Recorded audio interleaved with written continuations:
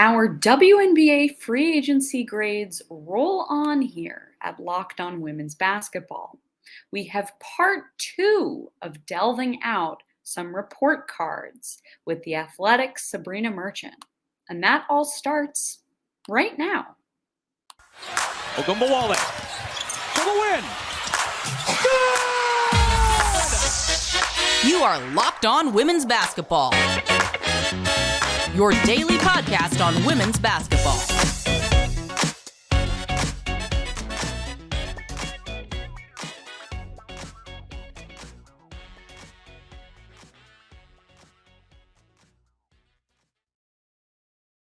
Hello and welcome. You are locked onto women's basketball. Also, happy Valentine's Day. I'm Jackie Powell, and I am one of your hosts.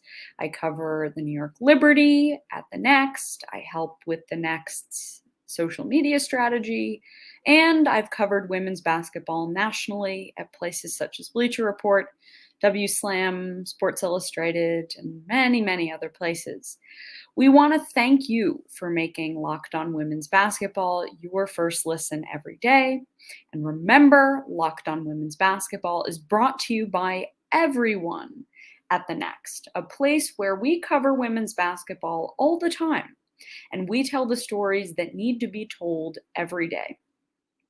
Also, if you subscribe to us, you can get 50% off our partner site, The Equalizer, which covers women's soccer every day. And if you become a paid subscriber of The Next right now, you can get 23% off our usual price. Why 23% off, do you ask? It's in honor of WNBA free agency and how it has become such a fixture in the women's pro basketball calendar. Also, remember, Locked On Women's Basketball is free and available on all platforms, including YouTube, Apple Podcasts, Spotify, and many more. This episode is brought to you by FanDuel, the official sportsbook of Locked On. Make every moment more. Visit FanDuel.com/LockedOn today to get started. During our last time together, which, checking my watch, wasn't so long ago, it was on Friday and today is Tuesday, Sabrina Merchant and I gave grades to half of the WNBA teams in alphabetical order by city for the most part, assessing how they've done in free agency. We discussed the Tiffany Hayes to Connecticut trade at the top, so that wasn't completely alphabetical, but we did our best. So today, we continue on with the Las Vegas Aces, the Minnesota Lynx, the New York Liberty, the Phoenix Mercury, Seattle Storm, and last but not least, the Washington Mystics. I do want to note that we dished out these grades before some other trades and signings occurred. This was recorded prior to the 4-team trade between Dallas, Chicago, New York, and Phoenix. That was official on Saturday. This was before the Sky gave up all of that draft capital. So as of now, I don't think Jewell Loyd is being traded anywhere near the Sky, which you'll see I alluded to later in the show. I also caught up with Sabrina, and I asked her to reassess the Mercury following acquiring Michaela Onyenwere in that 4-team trade, signing unrestricted free agent Moriah Jefferson, and then, of course, the potential pick swap with the New York Liberty in 2025. So after talking to Sabrina, she actually now gives the Mercury a D. I won't tell you what she gave them prior to all of this, but she gave them a D because of their 2025 first-round pick swap with the Liberty. Quote, that could be messy. And to be quite honest, she's not wrong. Also, this was before Iliana Rupert was awarded to the Atlanta Dream on waivers. So why does this make sense?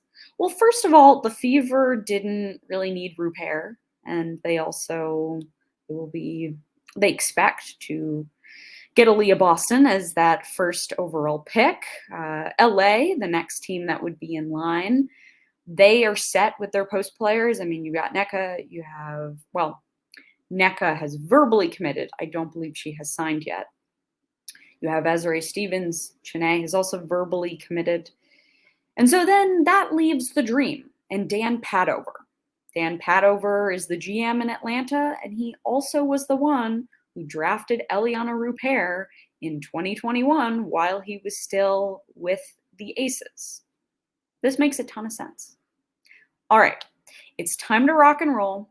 Buckle up for part 2 of Locked On Women's Basketball's WNBA free agency report card. The Las Vegas Aces. Where did you stand on them? Obviously, the grade might have changed since the report that came out a couple of days ago about how they circumvented the salary cap. Mm-hmm. I'm curious as to how you factored that in to your grade.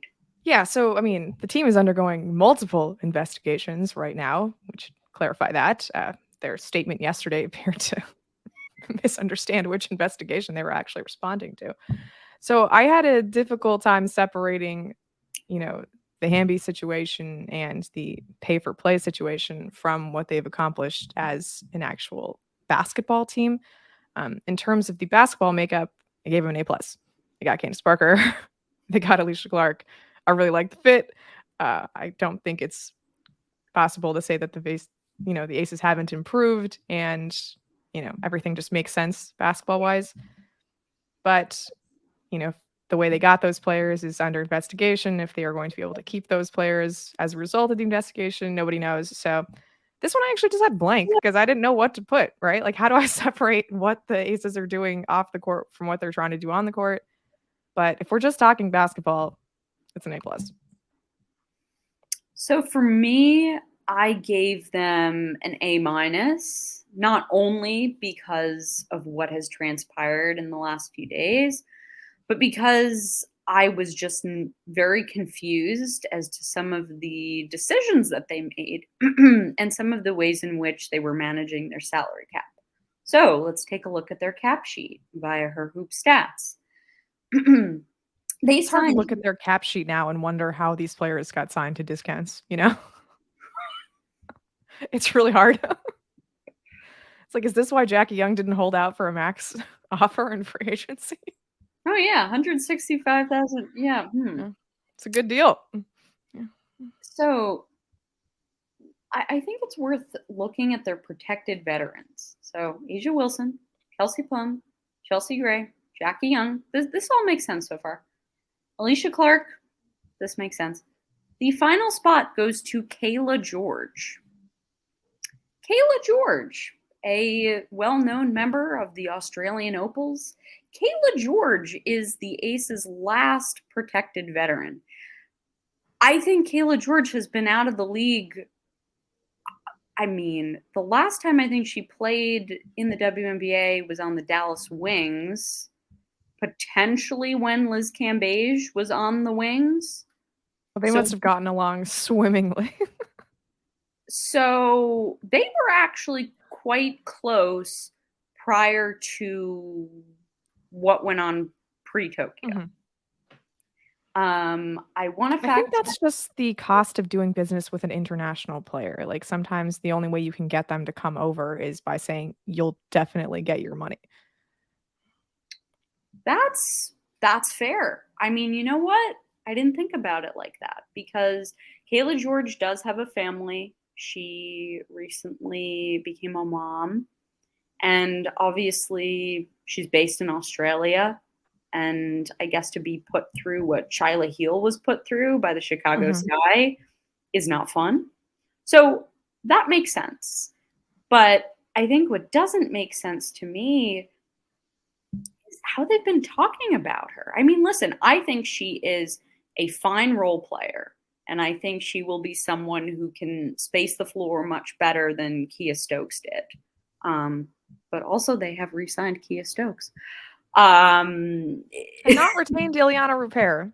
No. That was a bit of a surprise, but that was so You said it. That was the biggest problem that I've had with their offseason, which is the fact that they clearly are not considering their future. They're only considering the now, which is I mean, fine. they kept Asia Shepherd and Kirsten Bell, and I would argue that those are positions that are of greater concern than a backup center like Iliana Rupert, especially when you already have Asia Wilson, who's going to be playing center for the majority of your minutes for the foreseeable future. So that's why I didn't have a huge problem with it.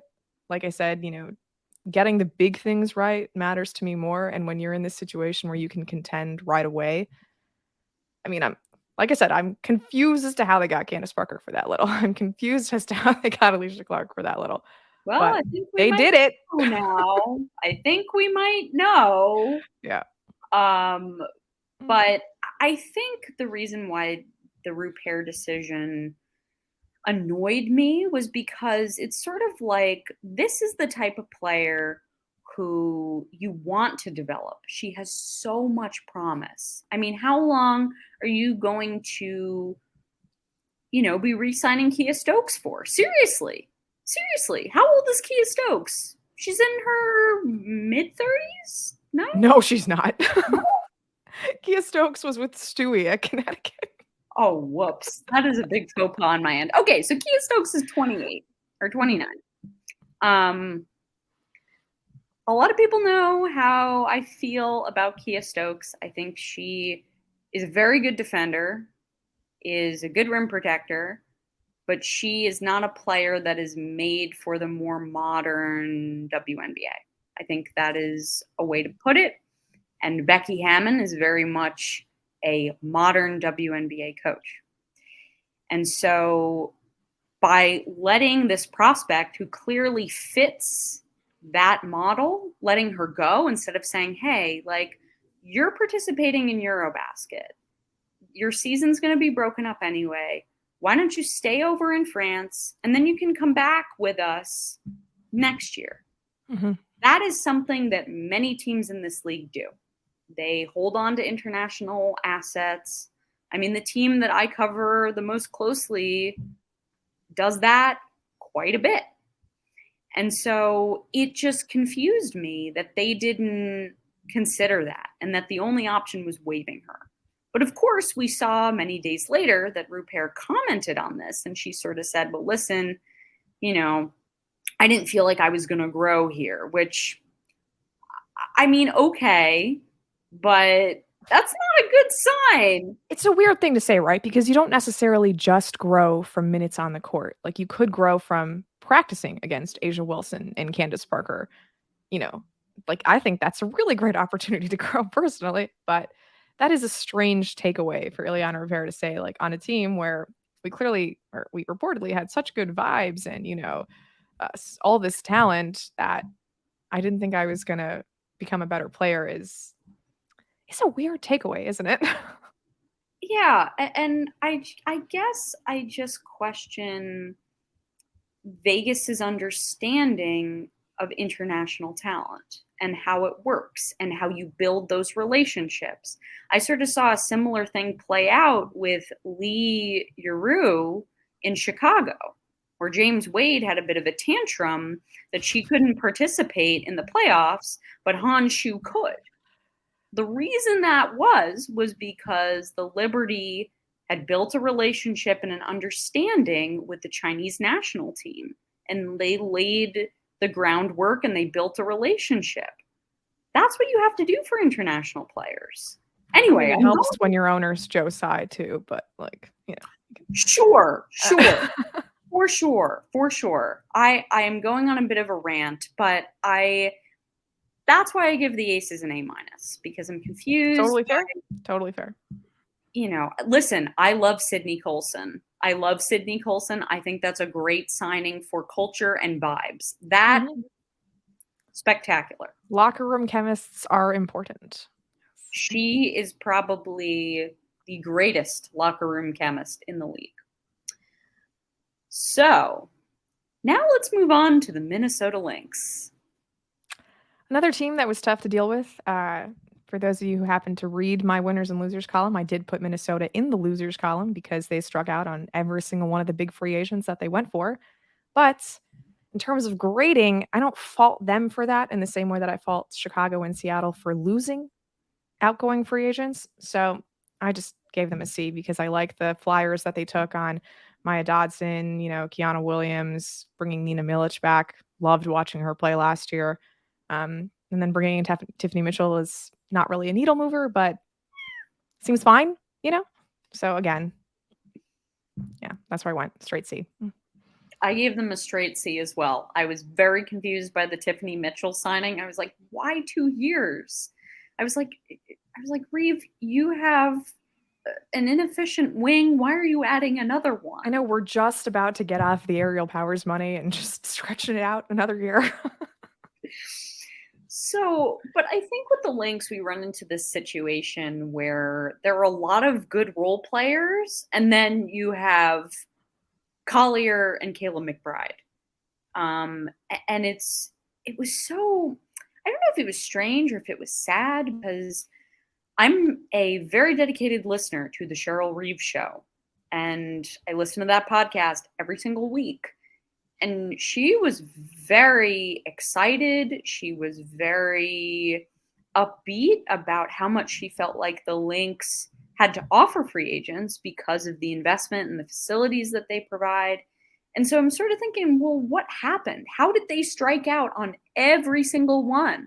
Like, she was similarly upbeat even after losing out on all of the free agents.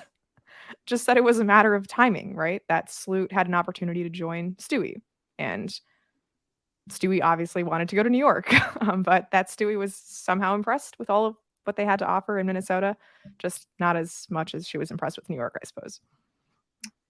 Yeah, I mean, I think about location as well. I think that's important.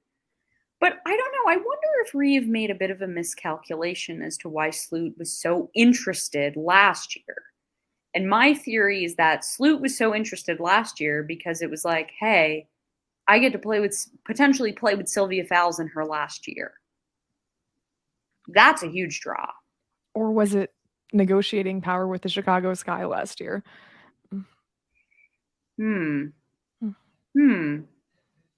Interesting. You're right. That is true. There was that. It's just a theory. I haven't actually heard that. I'm just floating it out there. No, that's fair. No, that's definitely fair.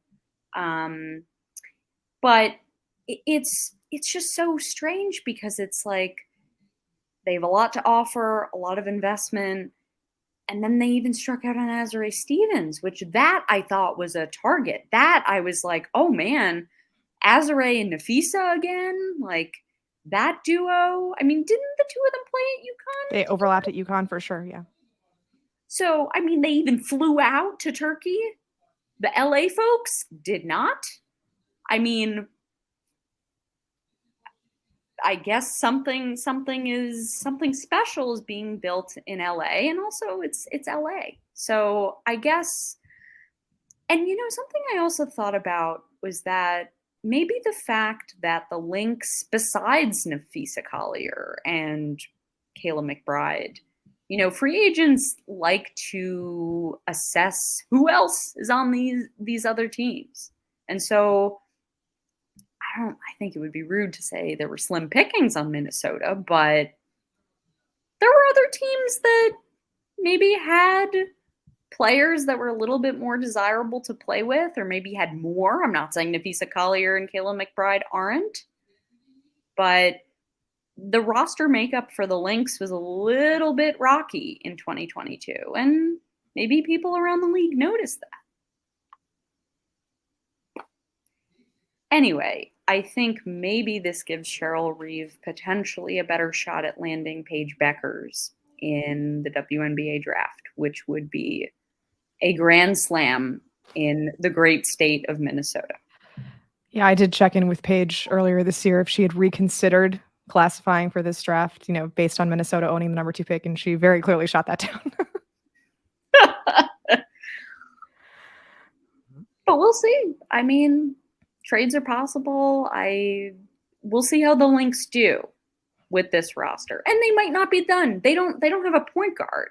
I'm thinking, where is Moriah Jefferson going? Who was very good for them. I don't know. So we're in agreement here. We give the Lynx a C. The midway point of the season is here, and now is the perfect time to download FanDuel, America's #1 sportsbook. Wait a minute, the WNBA season is happening right now? It's February. This is all about free agency. I'm confused. Oh, whoops. I meant the midway point of the NBA season. Yes, the Men's National Basketball Association's trade deadline just passed. An NBA All-Star, which will feature Diamond DeShields and Arike Ogunbowale, is coming. Because new customers get a no-sweat first bet up to $1,000, that's bonus bets back if your first bet doesn't win. Just download the FanDuel Sports app. It's safe, secure, and super easy to use. Then you can bet on everything from the money line to point scores and threes drained. So what might we see at NBA All-Star this weekend? What will the point total be? How many points will Arike and Diamond score in the celebrity game? How many threes will Luka Doncic take and make? Also, there's many more exclusive bets, like the 2x3, 2 3-pointers scored in the first 3 minutes. Plus, FanDuel even lets you combine your bets for a chance at a bigger payout with the same game parlay. So don't miss the chance to get your no-sweat first bet up to $1,000 in bonus bets when you go to FanDuel.com/lockedon. That's FanDuel.com/lockedon to learn more. Make every moment more with FanDuel, an official sports betting partner of the NBA. We have New York, Phoenix, Seattle, and Washington. So Sabrina, what did you give the New York Liberty? I don't really have anything to say about the Liberty. I gave him an A+.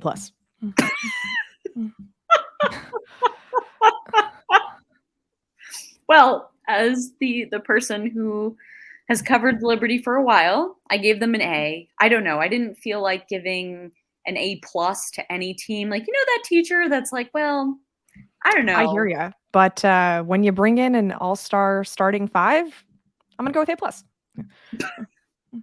You know what? That's fair. I don't know. I mean, they are, out of all my grades, they have earned the highest.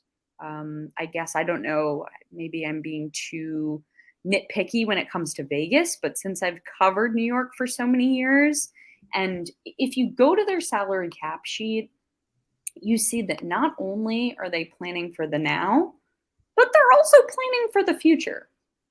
And who knows, they might not be done either. I think what they need to do now is they need to clear some cap space in order to be able to sign both Marine Johannes and Han Shu, which I can say those are both priorities. So if you look at their unsigned draftees, they have Niyar Sabally, Raquel Carrera, Marine Futo, and Sika Kone.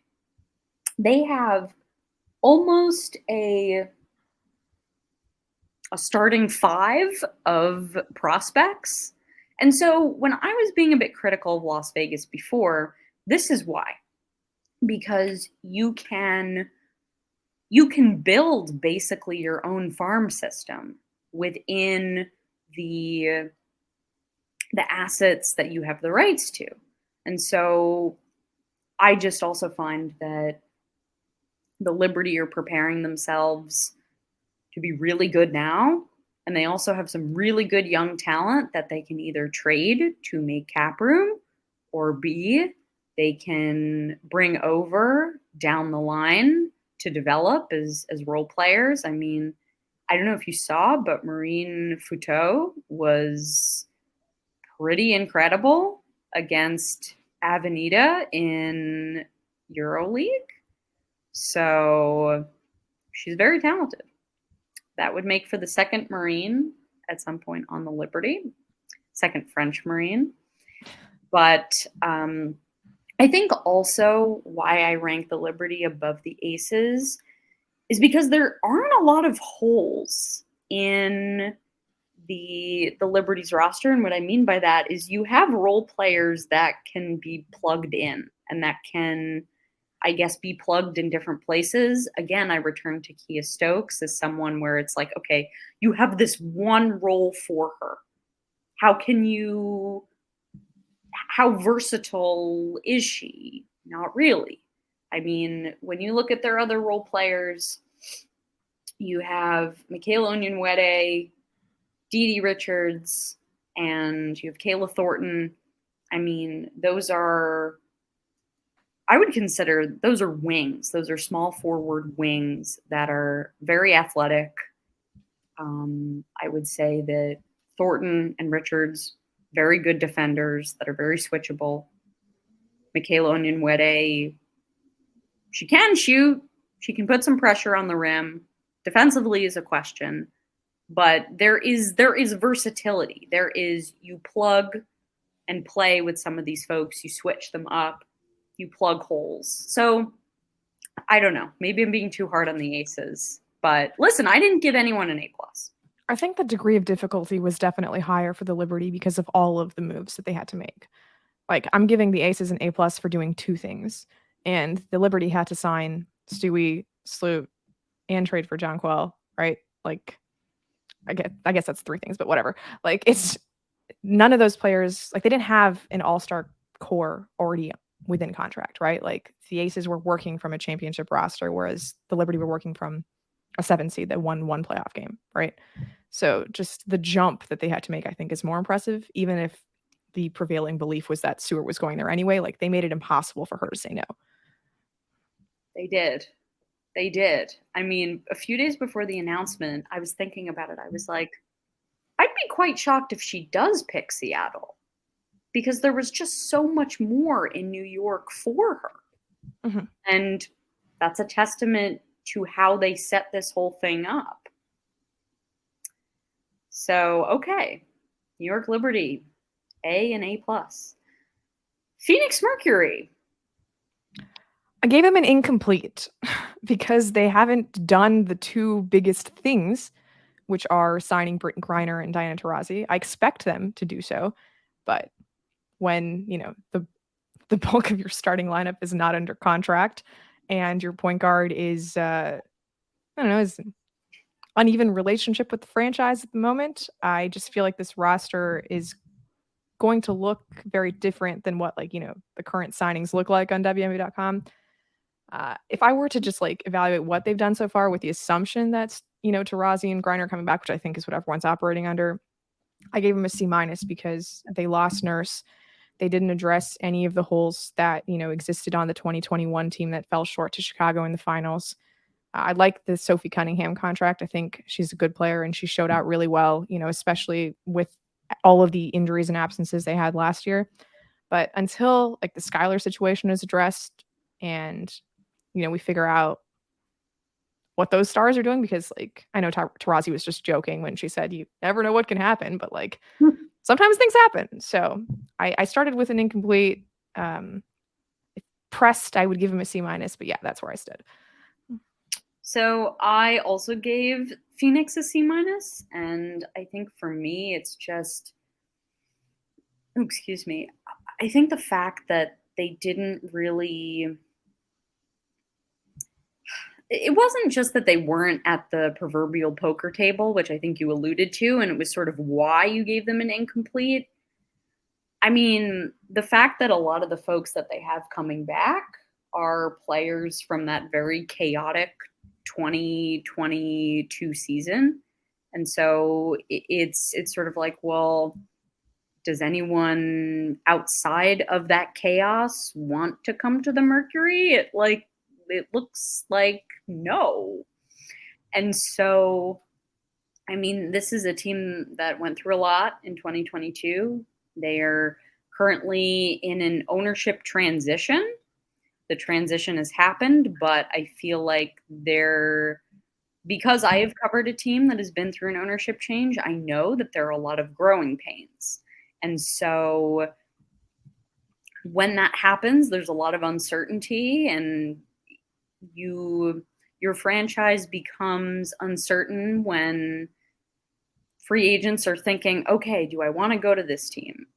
I mean, I will never forget when Natasha Cloud was given an offer sheet by the New York Liberty in 2019 in free agency.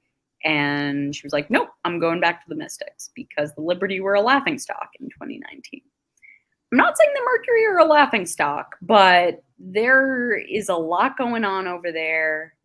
And I don't know. I just don't know how any of these moves make the roster better.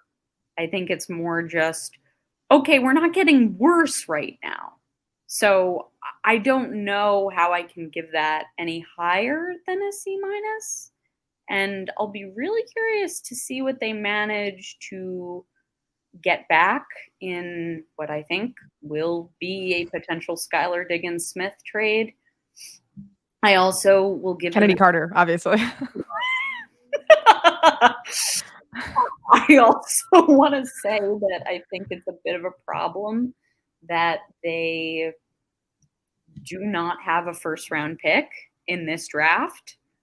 The LA Sparks were smart enough to realize, we need a first-round pick.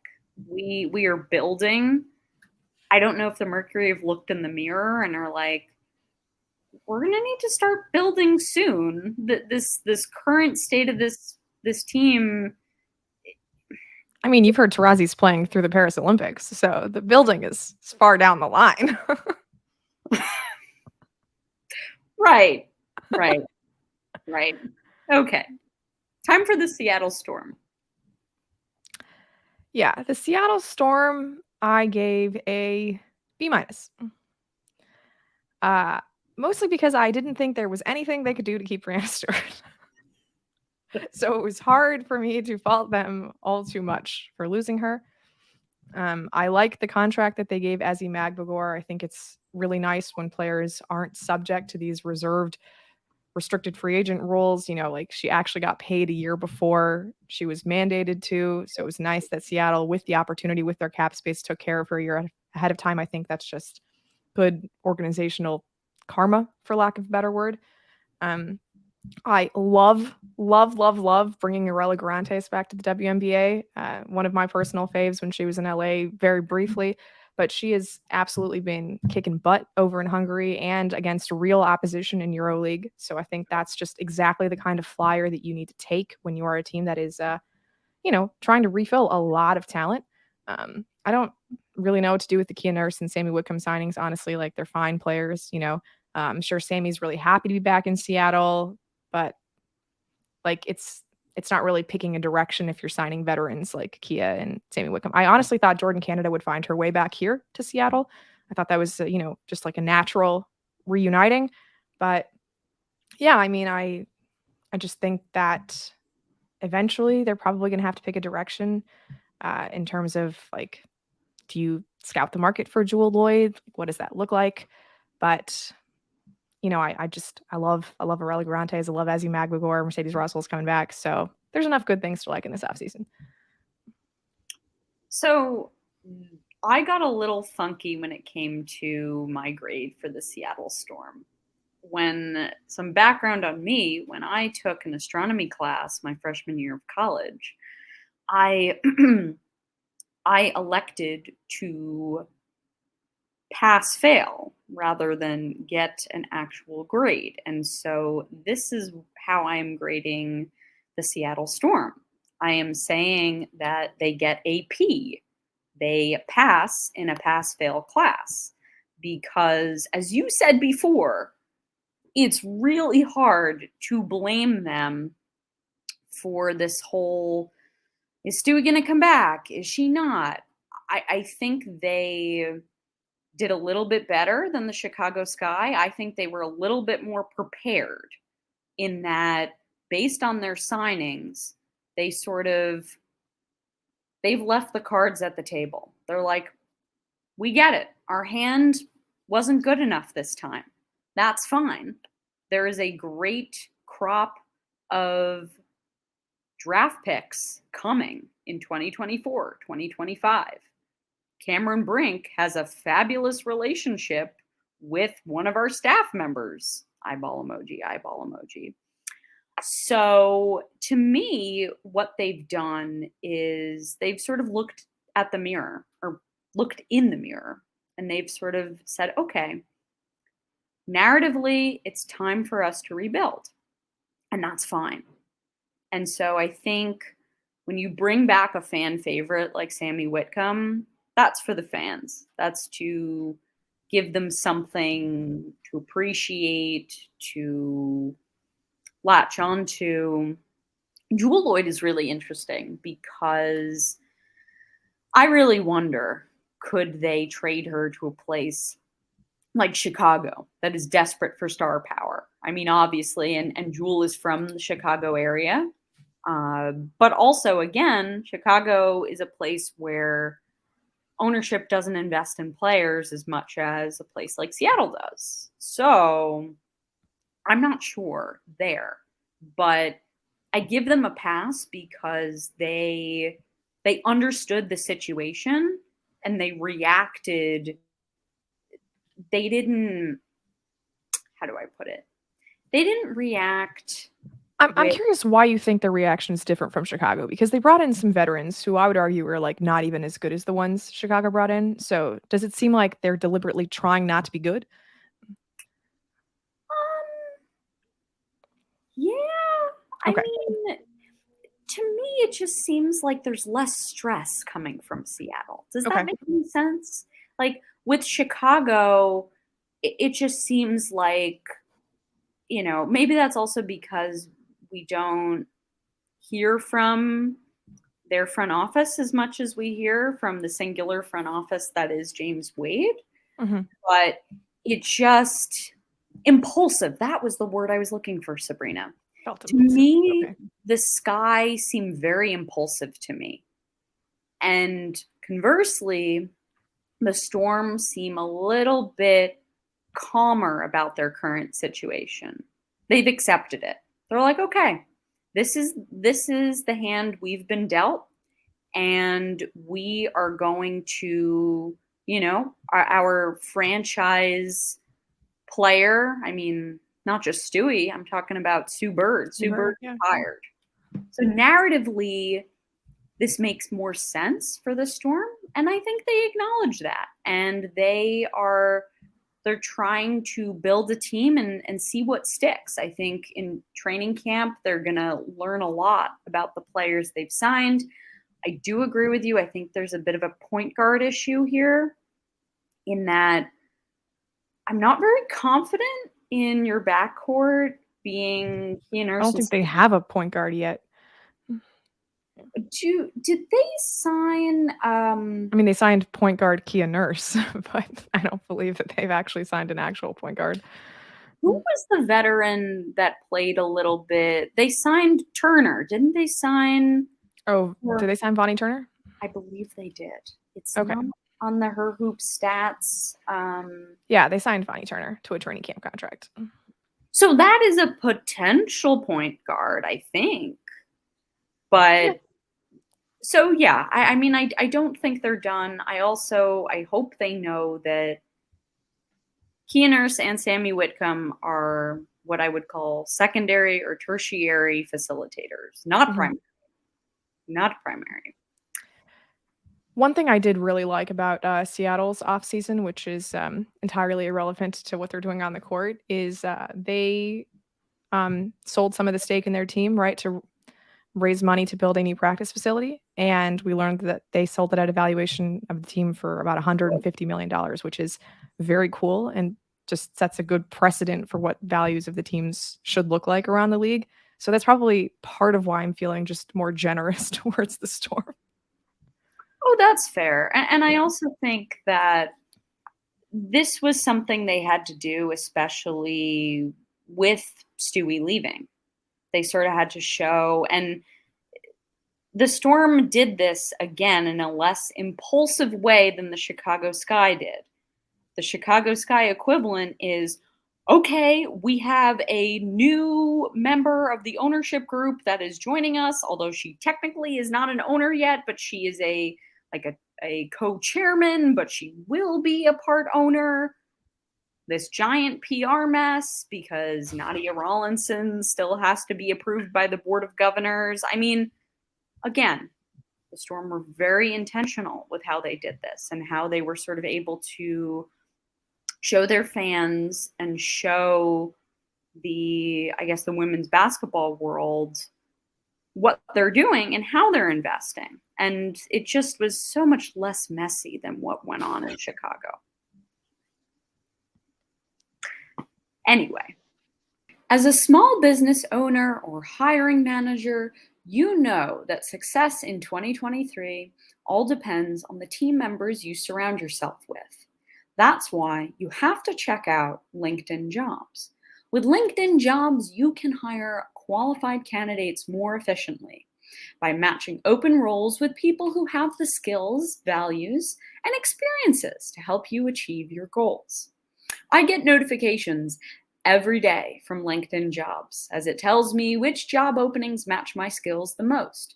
LinkedIn Jobs helps you quickly attract qualified candidates to your open jobs with targeting tools. They go beyond resume data by using insights from your job post, company, and their 875 million member profiles to put your post in front of the most qualified candidates. Identify the most qualified candidates on LinkedIn Jobs and connect with them fast and for free. LinkedIn Jobs makes it easy to screen and rate applicants based on your job qualifications all on one platform. LinkedIn Jobs helps you find the most qualified candidates you want to talk to faster. Post your job for free on linkedin.com/lockedonnba.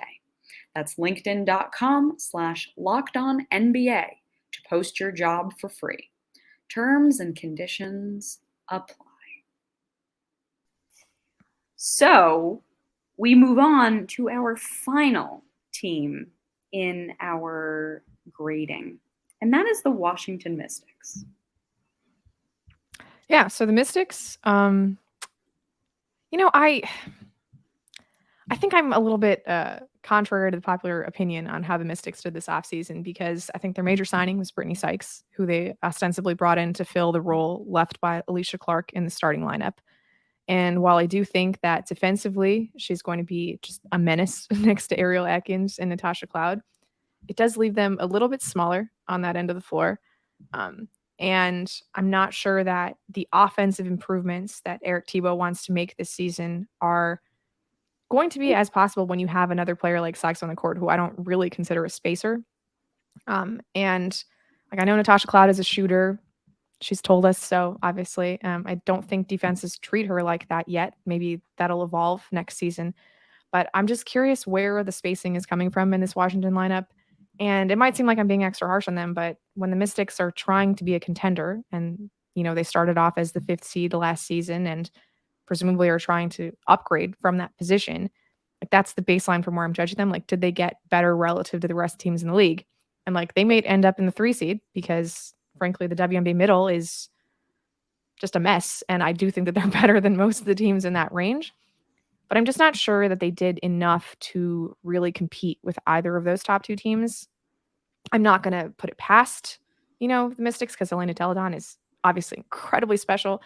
And Shakira Austin just seemed to get better every game I watched her play last season and has continued to do so overseas. So this one was a tricky one for me because, on balance, I like Brittany Sykes. I like Amanda Zahui-B. I think bringing back Story Walker-Kimbrough, Tiana Hawkins, all good moves. But I'm also not sure if it achieved all of their goals. So I went with the C+. Ooh. I was a little kinder to the Mystics. Initially I gave them an A- because I was sort of like, okay, well, they are, right now, they feel like the 3rd best team in the league, and that's not a bad thing. No, it's not. But then when I thought about it, I was like, well, but that's because they had so much of their core signed. That doesn't really reflect their moves. And so when I thought about it more, I was like, okay, maybe a B+ makes a little bit more sense. And I agree when it comes to Brittany Sykes. I think what she accomplishes for them is she can get you going in transition, which pace-wise the Mystics struggled.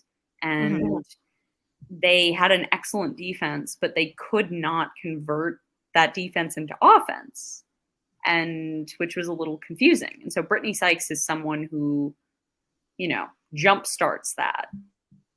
She is a defensive playmaker, very much so. Oh, yes.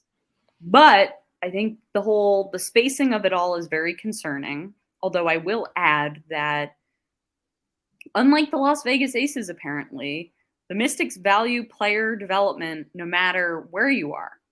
And so the Mystics can make an argument. They can say, well, we have people on our staff, and Eric Thibault and Shelley Patterson, who have both been known to work with people on their shots and to fix their shots.